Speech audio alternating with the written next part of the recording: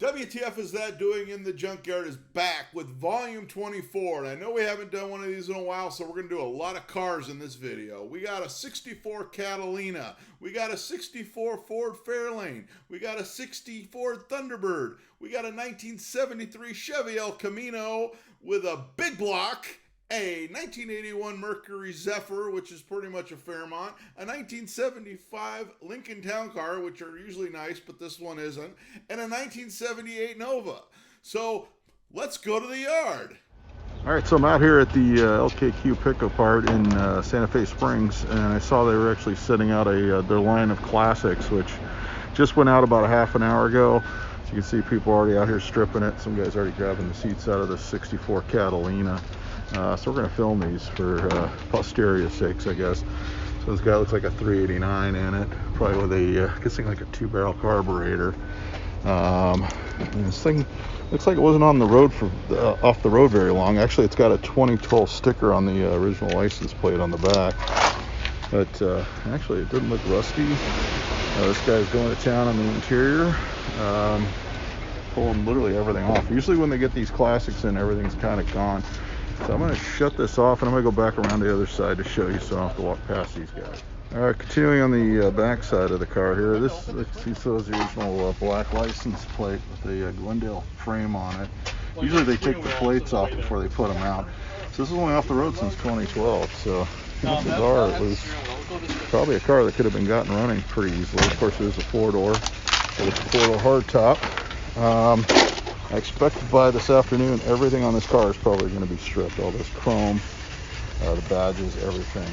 I'm going to show you the interior real quick. Dashboard's pretty complete. Original radio, original steering wheel with the clear plastic. And looks like I said, this car is going to get completely stripped today.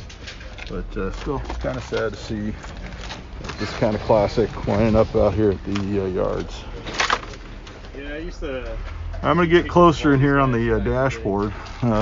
Car's showing just over 100,000 miles, which looks pretty accurate if you look at the brake pedal. In fact, this guy's already pulling the gas pedal off of this one.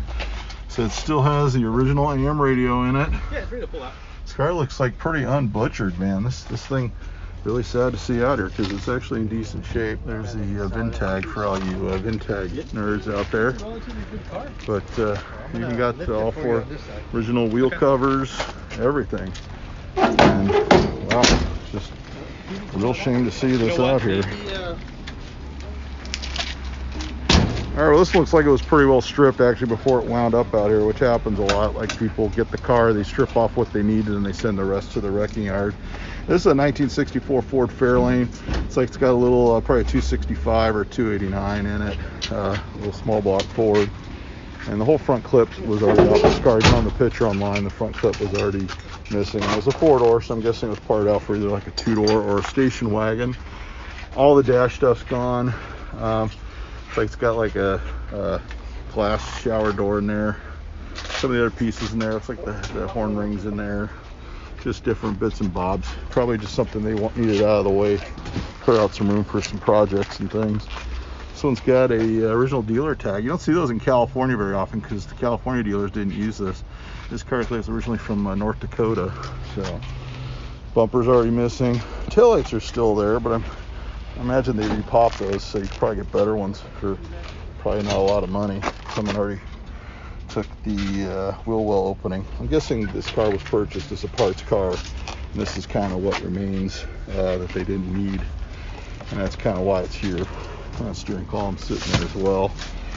Yeah, not something National Automobile Club. You don't see those stickers very often anymore.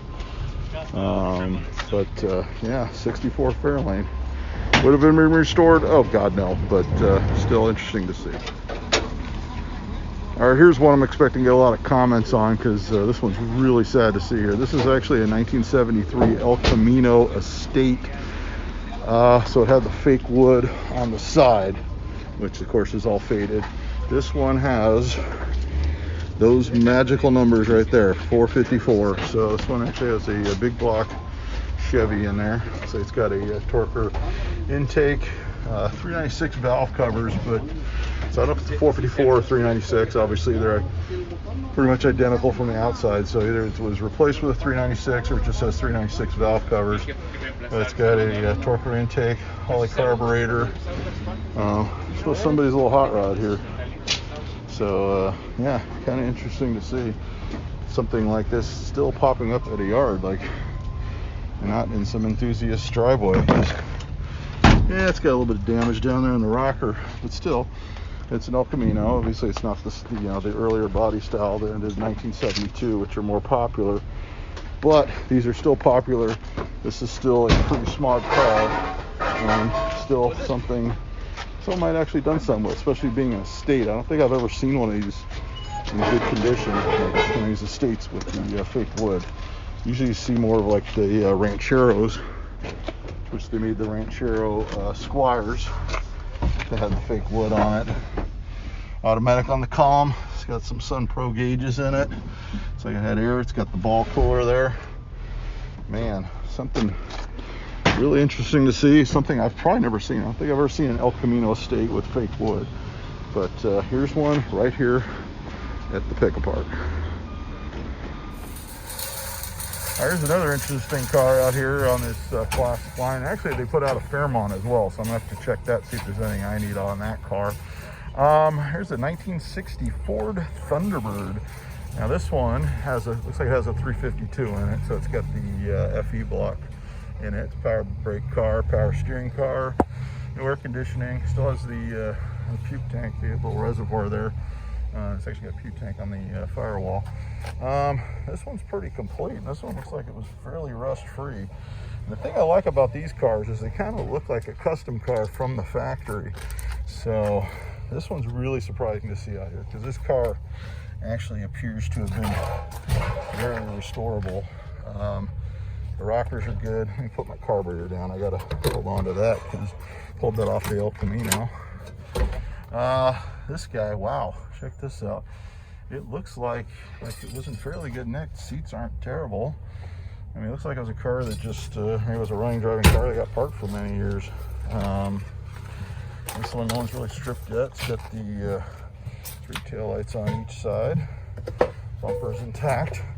Someone's restoring one of these. This is actually a really, really good parts car. So I'm going to come out here and strip this thing, because it'll probably get stripped pretty quick, because all the classics do. This car probably should not be here, to be honest with you. The rockers aren't bad. This car is very, very, very solid. And like I said, very straight. I mean, the people on the East Coast watching this video right now are probably like freaking out, because this car definitely is something. This is a WTF is that doing in the junkyard car right here, if I ever saw one. Something that definitely probably should have been saved. All right, on the kind of lower end of the cars, where this one, yeah, it wouldn't have been saved. It's a 73 Buick Century, so it is a pretty small car. This one has, let's see what it says according to the sticker. This one says it has a 350 cubic inch, so 350 Buick small block there in a Century, and it's a sedan, so not in the greatest shape. Looks like something that maybe sat for many years. Not something that would have been saved. If someone's redoing like a 2-door one of these, this would be a good parts car to come in here and grab stuff. Trunk's got plenty of rust on there. This is the roof. Once again, not something that would have been saved. Let's get inside here. Have a look to see what the mileage says. 47,000, so I'm sure it's been rolled at least once. Who knows, maybe even twice. But man, still, you don't see a lot of 73 Buicks out there, especially at the junkyard. All the front end stuff looks like it's in good shape too. So yeah, real interesting to see. We'll go down this side of the car as well. All right, here's that Fairmont they just put out while I was messing around with the other car, but it's not a Fairmont, it's actually a Mercury Zephyr, which of course is the Mercury version of the Fairmont. This one looks like it has fairly new tires. In fact, what size are these? 185s. Let's see. I'm trying to find a date code on these because I could actually use some extras. I'll have to look for that later. But this one's so it's a Mercury Zephyr. I'm gonna check under the hood, see if it's got the 6-cylinder like my Fairmont. I'm trying to open the door. This one's got buckets and console, and it's the coupe, which is People really like those for conversions. So it's got the center console, automatic transmission. So it's got like a, what is that? I think that might be one of those, no, I thought that was one of those like CB radios where it's got AM, FM, and CB, but it's not. Odometer shows 57,000, so I'm gonna guess it's probably 157. Well, the brake pedal doesn't look too bad, but still, I mean, this thing's pretty rust-free. People do like these coupes because they make really cool hot rods. Of course, it's a Fox body. As I mentioned, every time I find a Fairmont or something like that in the yard, it's something that someone could have actually made that kind of a cool little hot rod out of. Still, you don't see a lot of Zephyrs. You don't see a lot of Fairmonts even popping up. Like 20 years ago we did. There's a lot of these popping up in the yards, but not these days. So here's one for you right now. All right, so I got the hood open on the Zephyr.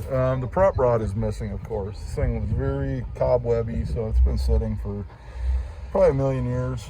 It's got the probably the 200-inch 6, similar to what I got on my rig.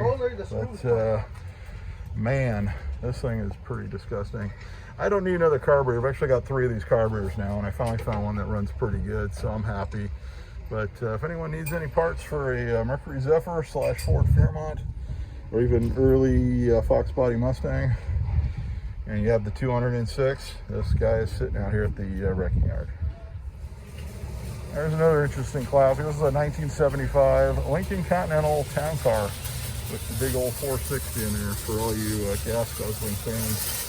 This one looks like it had like wire wheels, very 70s looking wheels on it. It's bad. I mean, this thing was definitely not going to be saved. Check out that rust. But still, you don't see these. There's the wire wheel inserts.